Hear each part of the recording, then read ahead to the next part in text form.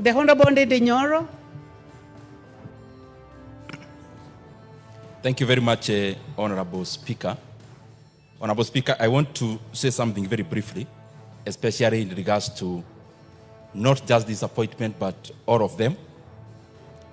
Number one, Honorable Speaker, is based on actually my experience as where I was serving before, and something I reflected upon yesterday, that even as we talk about the people who are the people who are joining government in various departments and ministries, it is important for all of us to understand the challenges which they are coming to solve.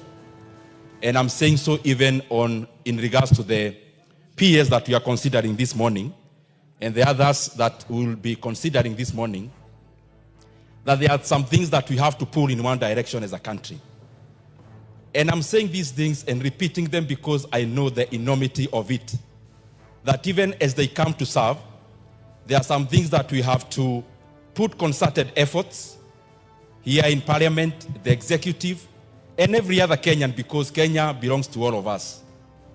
And the challenge I want to highlight, because it cuts across all the departments and ministries, Honorable Speaker, is that we have to pull in one direction in finding a solution to the revenue and debt strains that we have as a country.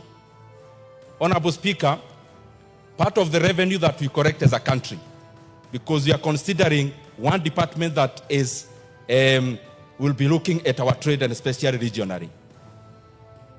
Honorable Speaker, the challenge that we will have and the challenge that the nominees will have, Honorable Speaker, is to be able to find solutions within whatever area that we are serving, concertedly, that we find a solution around our debt and revenue.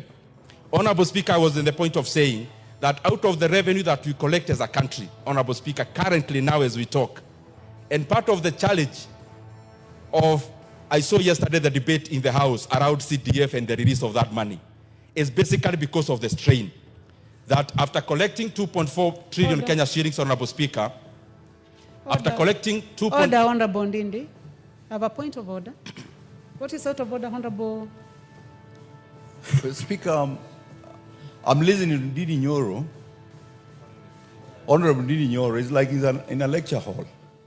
We are talking about competence and competencies of individuals who have been nominated to serve in this government. And we are considering their suitability. We are not talking about revenue. What is out of order, I think Honorable Elisha? Hangover of having been a budget chair. You are out of order. You are obviously out of order. Well, I will allow him to debate. You have a few minutes, please conclude. Thank you very much, Honorable Speaker. Some things may not need a response. Honorable Speaker, I was saying that out of the 2.4 trillion Kenya shillings, approximately we could correct as revenue, half of that money will be going into debt repayment. And therefore, Honorable Speaker, it is important that we must find a solution as a country. And I'm not here to blame anyone. I'm just saying in our legislative role here and in all the other arms of government, there must be concerted effort in regards to the existential threats that we have in our economy. Honorable Speaker, one of them is debt. It is tied up with revenue, because if we had more revenue, even the current debt portfolio or servicing will not be as a challenge as it is now, Honorable Speaker.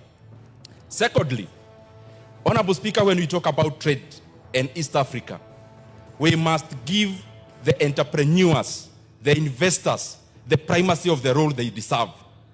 Honorable Speaker, in many countries, an investor, Honorable Speaker, is given and accorded the support and the respect they deserve. Because, Honorable Speaker, when you come in as an investor in Kenya, you are not doing the country is not doing you a favor. It is actually you doing the country a favor. And I say so because as we look around trade, we may rely on our own internal capital, Honorable Speaker, but we may also have to rely on external capital out of entrepreneurs from other economies. Honorable Speaker, the PS of the current department that we are debating this morning must be very abreast that even as we attract investors, investors must be heroes of this country, Honorable Speaker. they must not come here to get stranded and get a feeling like the country is doing them a favor, Honorable Speaker, for them to come in. It is actually them that are doing our country a favor, given the fact that there are many parameters and there are many available alternatives for them to invest their money, Honorable Speaker.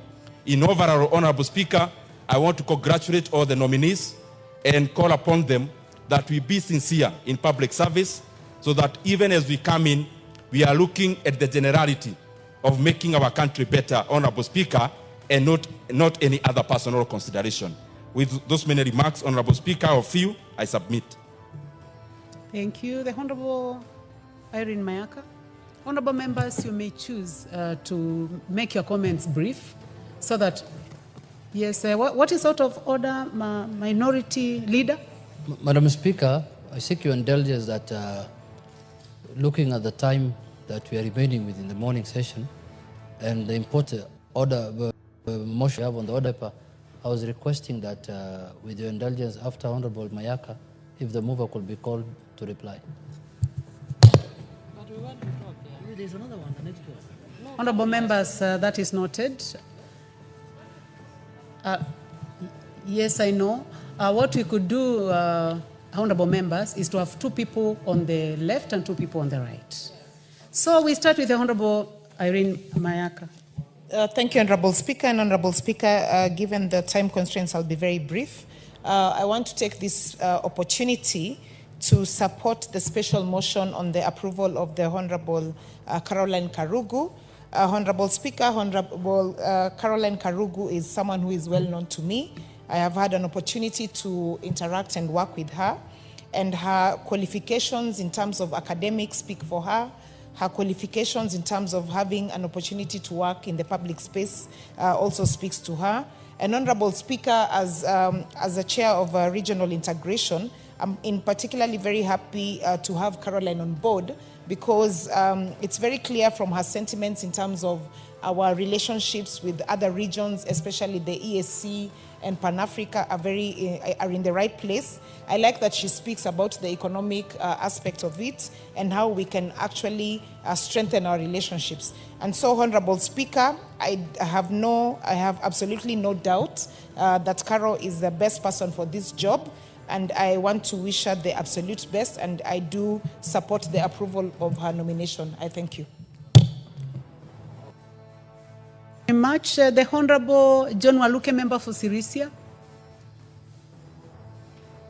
Apparently the card is indicating that he is in the house. The Honorable Jared Okello, member for Nyando.